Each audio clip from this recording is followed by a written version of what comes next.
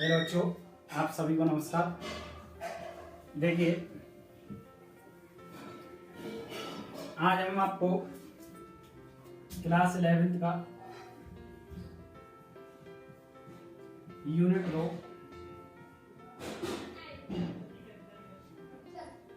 परमाणु संरचना।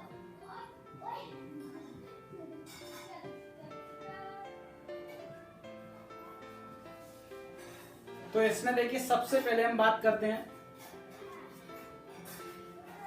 देखिए, यूनिट 2 परमाणु संरचना, इसमें आपको काफी बेसिक जानकारी मिलेगी जो कि आपने 11th में हाई स्कूल में 9th में नहीं पढ़ी होगी। वो इस चैप्टर में आपको बेसिक जानकारी मिल जाएगी। तो इसके बाद जो आपके पहला चैप्टर है उसको करेंगे, इसके बाद आगे बढ़ते चलेंगे। तो देखिए, यहाँ से सबसे पहले हम बात करते हैं कि परमाणु क्या होता है आपका। तो देखिए, हमने बताया आपको परमाणु क्या होता है। तो देखिए, एक बात पे ध्यान देना। देखिए, मैं क्या कह रहा हूं कि जैसे मान लो आपके पास कोई ये पत्थर का टुकड़ा है और इसको आपने तोड़ दिया। इस प्रकार से मान लो ये 4 भागों में डिवाइड हो गया। फिर यहां से इस टुकड़े को तोड़ दिया, फिर ये भी, फिर यहां से इसको, फिर ये इस प्रकार से, फिर यहां से इसको, फिर इस प्रकार से, फिर और इस प्रकार से एक ऐसी स्थिति आ जाएगी कि वो आगे नहीं टूटेगा। तो इसका मतलब क्या हो गया, इसी चीज को बोलते हैं परमाणु, कि वह सूक्ष्मतम कण या वह छोटे से छोटा कण होता है, उसे ही परमाणु कहते हैं। लेकिन यहाँ पर देखिए, इसकी 2 लाइनों में परिभाषा खत्म करेंगे। मैं बोल रहा हूं कि देखिए, इस प्रकार मैंने मान लिया कि ये जो पत्थर का टुकड़ा था ये क्या ठोस है। तो ठोस है, देखिए ये क्या ठोस है आपका। मैंने मान लिया कि द्रव की एक अवस्था है, ठोस अवस्था। तो द्रव्य का वह भाग या द्रव्य की वह सूक्ष्मतम कण, द्रव्य का वह अत्यंत सूक्ष्म कण, जिस सूक्ष्म कण होता है उसे क्या कहते हैं, परमाणु कहते हैं। क्योंकि देखिए, ये क्या है, द्रव्य के अंदर ठोस आता है और द्रव में अंतर होता है। द्रव क्या होता है, ठोस का ये भाग होता है। तो इसके अंतर्गत ये आता है। तो ये क्या है, पत्थर, ये ठोस का एक भाग है। तो ये ठोस, इसका क्या होती है, अवस्था होती है। तो हम क्या किस प्रकार कह सकते हैं इसकी परिभाषा। देखिए क्या बोला मैंने, द्रव्य का वह सूक्ष्मतम कण, या कह लो अत्यंत सूक्ष्मतम कण, मतलब बहुत छोटे से छोटा। द्रव्य का वह सूक्ष्मतम कण, इसको थोड़ा और बढ़ा सकते हो, क्या कह सकते हो, द्रव्य का वह सूक्ष्मतम कण जिसको हम अपनी नग्न आंखों से नहीं देख सकते।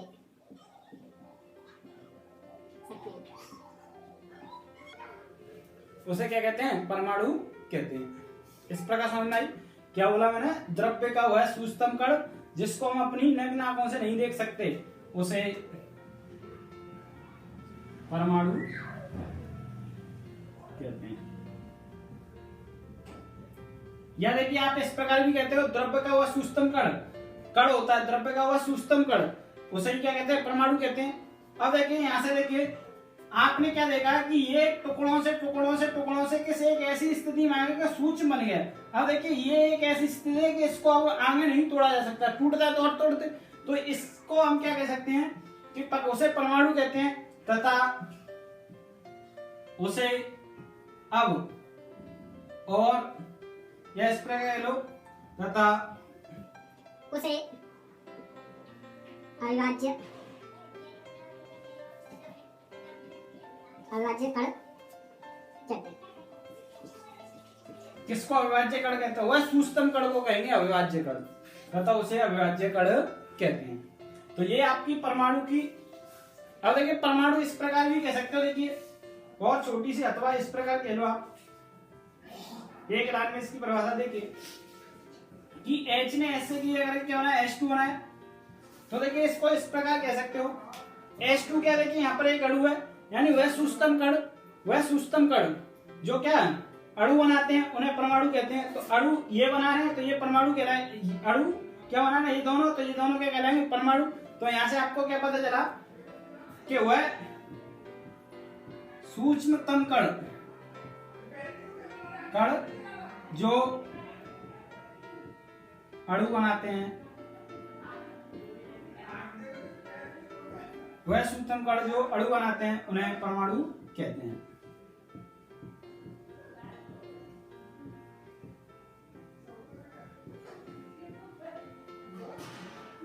उन्हें परमाणु कहते हैं। तो यहाँ से देखिए ये आपका निकल के आया।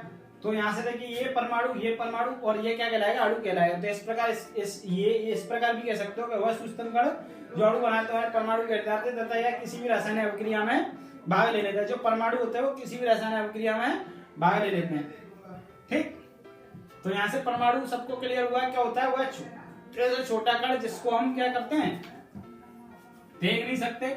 वह परमाणु क्या होता है, एक अविनाशी कण होता है, इसका विनाश नहीं हो सकता। ना तो हम परमाणु को प्राप्त कर सकते हैं ना ही नष्ट कर सकते हैं। अब देखिए हम बात करेंगे परमाणु की संरचना। तो देखिए परमाणु की संरचना के बारे में थोड़ा सा हल्का जानेंगे। देखिए क्या होता है कि अनेक वैज्ञानिकों ने यह ज्ञात किया कि परमाणु जो होता है आपका, परमाणु अभी हमने क्या छोटा से छोटा, वो भी अत्यंत छोटे छोटे सूक्ष्म कणों से मिलकर बना हुआ होता है।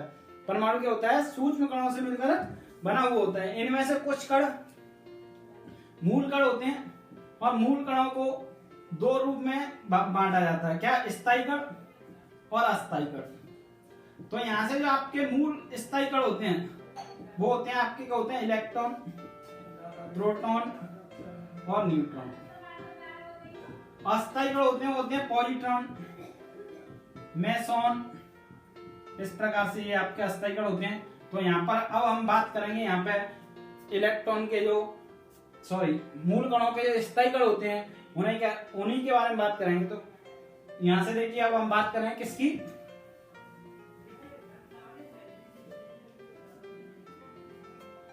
परमाणु के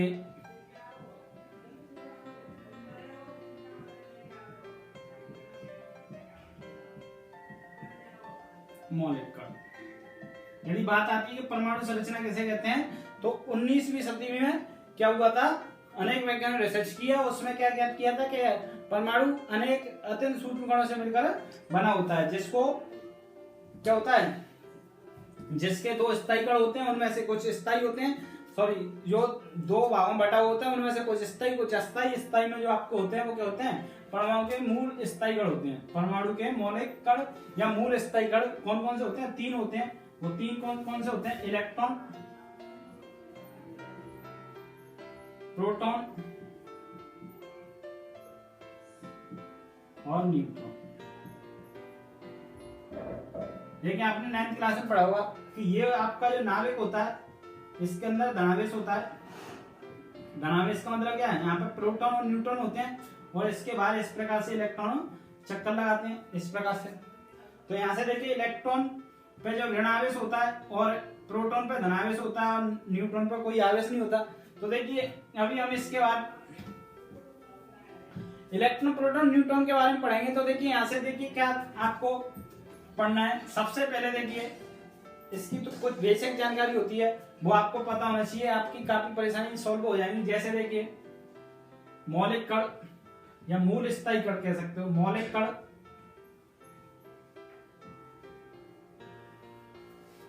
नंबर 2 होता है आपका संकेत, मतलब मौलिक कणों को किस संकेत का मतलब किसी भी चीज को कम से कम शब्दों में लिखना।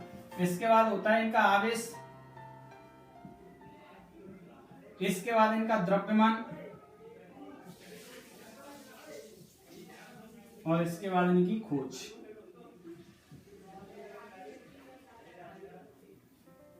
तो देखिए मौलिक कणों में आपका नंबर 1 क्या होता है, इलेक्ट्रॉन।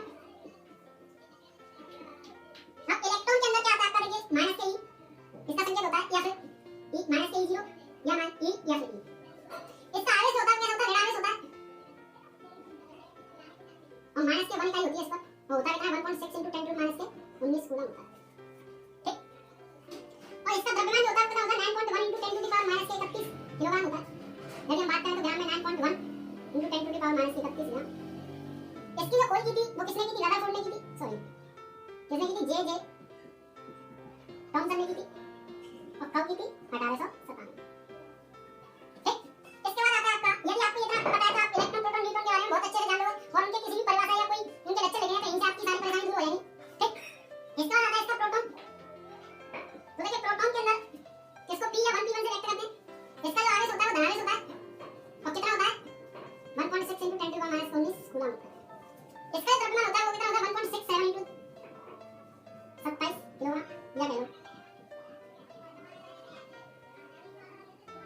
खोज किसने की थी?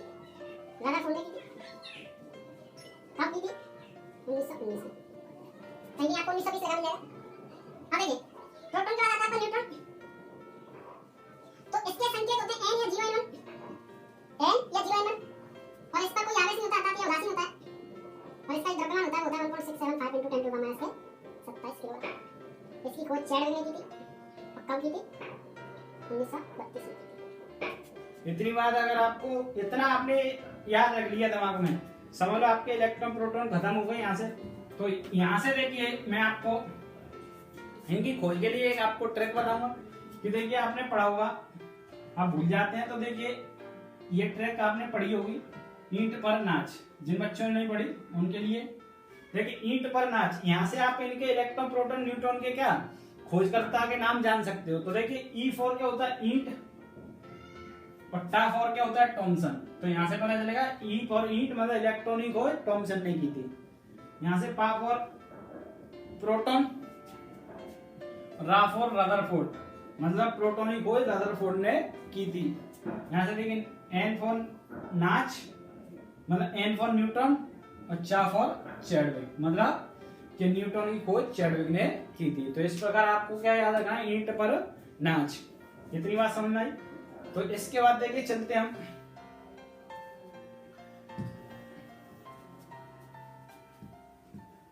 अब देखिए हमने इलेक्ट्रॉन प्रोटॉन न्यूट्रॉन के बारे में पढ़ना है। तो यहां से सबसे पहले हम बात करें इलेक्ट्रॉन की खोज, या कहते हैं कैथोड किरण। इलेक्ट्रॉन की खोज या कैथोड किरण। तो देखिए सबसे पहले हेडिंग डालो, क्या? कैथोड किरण या इलेक्ट्रॉन की खोज।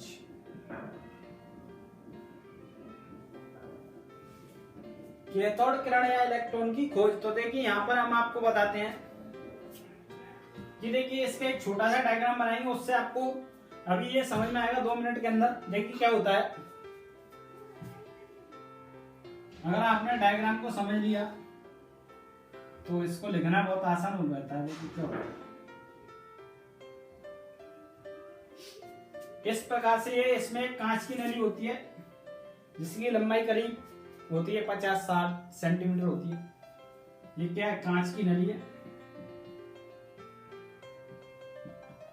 और इसमें क्या होता है, इस प्रकार 2 प्लेट लगी हुई होती हैं। इनमें से एक प्लेट आपका एनोड का और दूसरी प्लेट कैथोड का कार्य करती है। यह कह लो 2 इलेक्ट्रोड लगे होते हैं, इनमें से एक एनोड और दूसरा कैथोड का कार्य करता है। इन दोनों इलेक्ट्रोडों को क्या करते हैं? एक बैटरी से जोड़ देते हैं।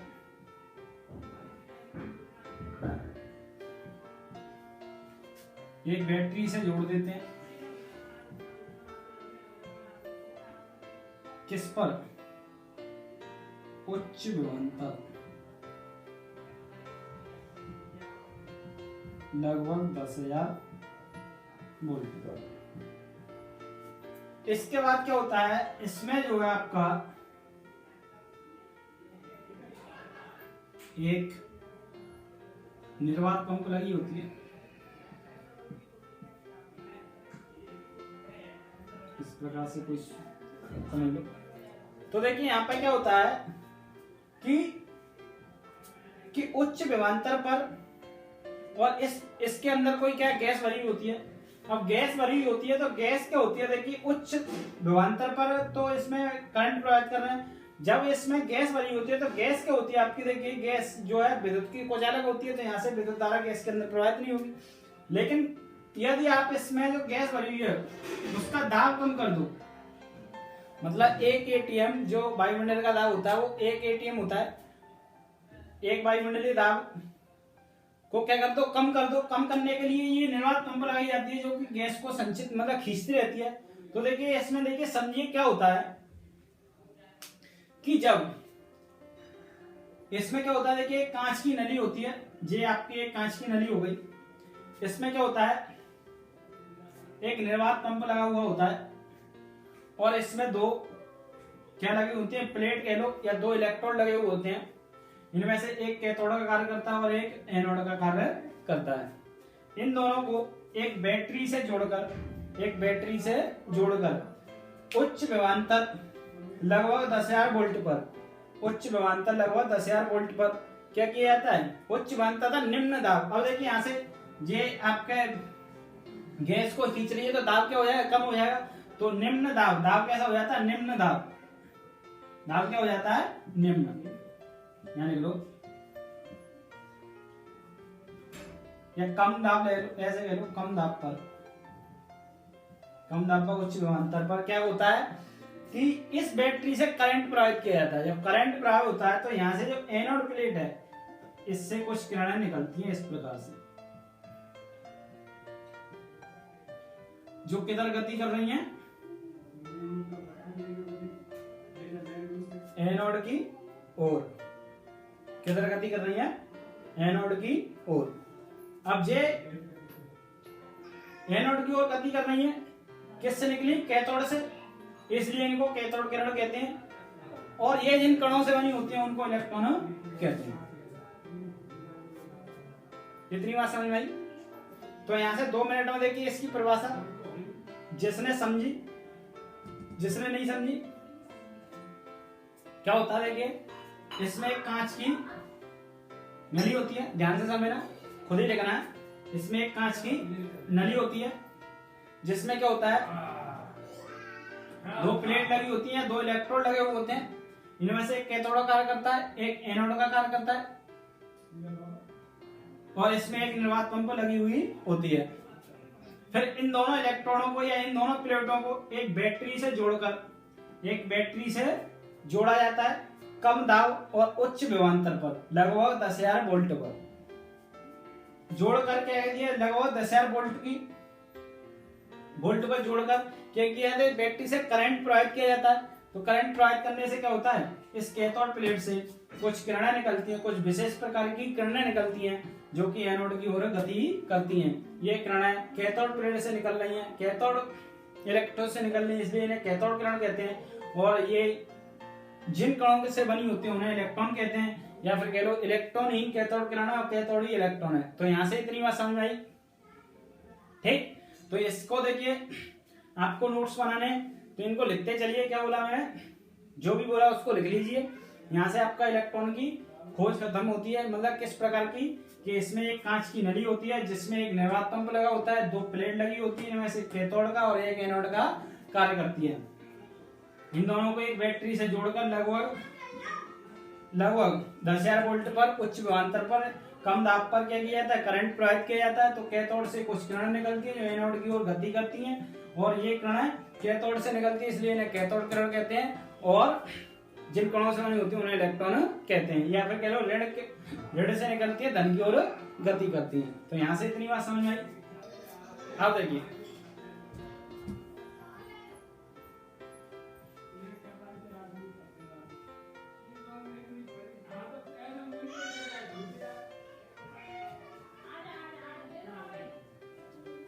इलेक्ट्रॉन, अब पढ़ेंगे इलेक्ट्रॉन। इलेक्ट्रॉन क्या होता है, इलेक्ट्रॉन की परिभाषा। तो देखिए अभी हमने पढ़ा, क्या पढ़ा कि जो आपका इलेक्ट्रॉन होता है वो क्या होता है, परमाणु का मौलिक कण होता है। परमाणु क्या होता है, आपका सूक्ष्म कण होता है। तो इलेक्ट्रॉन कैसा होगा, सूक्ष्म कण होगा, 1 पॉइंट मिलेगा। अब देखिए अभी हमने पढ़ा कि इलेक्ट्रॉन का जो आवेश होता है वो 9.1 × 10⁻³ किलोग्राम होता है। किसका, इलेक्ट्रॉन।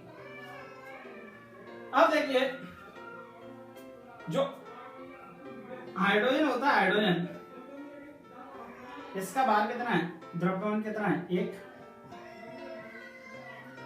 यदि इसके द्रव्यमान, इलेक्ट्रॉन के द्रव्यमान को हम ये एटॉमिक मास में अगर परिवर्तित करेंगे AMU में, तो इसका भार कितना होता है, 0.005048। तो यहां से क्या होता है, 0.00548 होता है किसका, AMU में किसका, इलेक्ट्रॉन का जो है द्रव्यमान होता है। वो हाइड्रोजन अगर हमें इससे इसकी तुलना करें तो यहां से निकल के आता है कि इसका जो द्रव्यमान होगा वो 837वां भाग होता है। किसका? इलेक्ट्रॉन का। मतलब इलेक्ट्रॉन का इतना कम द्रव्यमान है, वो हाइड्रोजन के द्रव्यमान से भी कितना 1/1837 भाग होता है हाइड्रोजन के भार का। हाइड्रोजन का भार 1 और इसमें जो भाग रहा वो जे इलेक्ट्रॉन का भाग। ठीक, तो यहां से देखिए इसकी जो परिभाषा होगी वो क्या होगी कि वह सूक्ष्मतम कण जिस पर क्या हो इकाई ऋणावेश हो,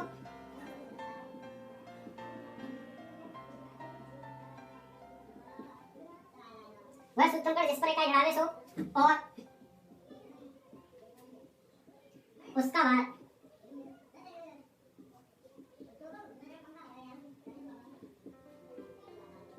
भार हाइड्रोजन के भार का 1/1837वां भाग होता है। उसे क्या कहते हैं? इलेक्ट्रॉन। अभी हमने देखा कि वह सूक्ष्मतम कण किस लिए, क्योंकि परमाणु का मौलिक कण परमाणु सूची में, तो ये भी होगा जिस पर कैसा इकाई ऋणावेश अभी देखा हमने, और उसका भार हाइड्रोजन के भार का 1/1837वां भाग होता है। अर्थात इसका मास ऑफ यूनिट में इसका भार निकालोगे तो इतना होता है। किस प्रकार से देखिए, एक इलेक्ट्रॉन का जो द्रव्यमान होता है, भार होता है, वो कितना होता है? भार होता है वो कितना होता है? 9.1 × 10⁻³ किलोग्राम। अब एक इलेक्ट्रॉन का भार है ये। अगर मैं बात करूं भार 1 मोल इलेक्ट्रॉन का, तो यहां से देखिए 1 मोल यानी 6.022 × 10⁻23 × 9.1 × 10⁻³ किलोग्राम। यदि आप इसको हल करोगे तो यहां से जो AMU में जो मास ऑफ यूनिट जो निकल के आएगी वो कितनी निकल आएगी? 0.00548। वही मैं बात कर रहा हूँ, वो 1/1837वां यदि बात करोगे तो ये हाइड्रोजन का होता है 1, और इसमें 1837वां भाग दोगे तो ये इसका निकलेगा इलेक्ट्रॉन का। तो हाइड्रोजन के भाग का क्या होगा? 101/1837वां भाग होता है, उसे इलेक्ट्रॉन कहते हैं। तो आपको इसके लक्षण पता चल जाएंगे, इसके गुण पता चल जाएंगे किस प्रकार से देखिए बना हुआ आप इसके गुण। देखिए हमने सबसे पहले क्या पढ़ा? नंबर 1 पॉइंट गुण मतलब लक्षण, मतलब इसके जो लक्षण है वही। तो देखिए नंबर 1 पॉइंट हमने क्या पढ़ा कि जो आपका हाइड्रोजन है वो कैसा कण है? सूक्ष्म कण है। तो नंबर 1 इस प्रकार कह सकते हो कि वह सूक्ष्मतम कण होता है या सूक्ष्मतम कण होता है, ये भी तो उसका गुण है। जैसे मैं कहूँ कोई व्यक्ति है, मान लो मैं कहूँ इसके लक्षण बताइए, इसके क्या बताओ? लक्षण बताइए। तो देखिए उसके जो गुण होते हैं वही उसके लक्षण होते हैं। जैसे मैं कहूँ ये सूखा है, ये मोटा है, ये पतला है, इस प्रकार से तो लक्षण बताते हैं। अच्छाइयाँ बुराइयां जो होती हैं वो क्या होती हैं? उसके लक्षण होते हैं। तो यही इसके लक्षण बताने। तो देखिए हमने क्या देखा अभी इसके अंदर कि यह सूक्ष्म कण होता है। नंबर 1 यह सूक्ष्म कण होता है। नंबर 2 क्या देखा कि इसको हम इससे या इससे व्यक्त करते हैं। नंबर 3 क्या देखा हमने कि इसको जो है आवेश होता है वो ऋणावेश होता है, इकाई ऋणावेश होता है, और कितना होता है? इतना होता है माइनस। ये तो देखा। अब देखिए नंबर 4, इसका जो भार है वो हाइड्रोजन के भार का क्या है? 1/1837वां भाग। नंबर 5, इसकी जो खोई, इसका जो द्रव्यमान होता है, इसका किसका द्रव्यमान होता है वो कितना होता है? 9.1 × 10⁻³ किलोग्राम। इसके बाद देखिए इसकी जो खोज करी थी वो किसने की थी? जे टॉमसन ने। कब की थी? 1897। तो इस प्रकार देखिए यहां से आप लक्षण ले सकते हो। नंबर 1 पॉइंट देखिए क्या होता है कि यह सूक्ष्मतम कण होता है, इस पर यह सूक्ष्मतम कण होता है, इसको E-0 या E- से व्यक्त करते हैं। इस पर इकाई ऋणावेश होता है, अर्थात इतना होता है कितना 1.6 इंटू 10⁻⁻19 कूलम होता है। इसका भार हाइड्रोजन के भार का 1/37वां भाग होता है। अब देखिए इसका जो द्रव्यमान होता है वो कितना होता है, इतना होता है 9.1 इंटू 10⁻31 किलोग्राम होता है। और इसकी जो खोज की थी वो जे टॉमसन ने की थी और किस सन में की थी, 1897 में की थी। तो इस प्रकार से हम यहाँ से इलेक्ट्रॉन के लक्षण पढ़ लेते हैं, अर्थात हम इलेक्ट्रॉन को खत्म कर लेते हैं। इसके बाद आता है आपका प्रोटॉन। तो देखिए मैं आपको एक बार फिर से समझा रहा हूँ, क्या बोल रहा हूँ मैं कि आप प्रत्येक चैप्टर की पहली जो वीडियो होती है या दूसरी वीडियो, जो भी वीडियो उसको प्रत्येक वीडियो को देखिए तो आपको चैप्टर बहुत अच्छे से समझ में आएगा और आसान लगेगा। यदि आपने किसी भी वीडियो को मिस कर दिया, उसको आधा अधूरा पढ़ा, मान लो आप आज इस वीडियो को मिस कर दोगे, कल आपका आधे से ज्यादा चीजें समझ में आएंगी। जैसे आज हमने इलेक्ट्रॉन पढ़ लिया, प्रोटॉन पढ़ेंगे, काफी चीज आप कहोगे ये कहाँ से है वो कहाँ से है, तो ये सब चीज चलती है कहाँ से। अगर आपको केमिस्ट्री सीखनी है, समझनी है, तो प्रत्येक वीडियो को पढ़ें, प्रत्येक वीडियो को देखें, प्रत्येक वीडियो में जो भी वीडियो उसको पूरा देखें।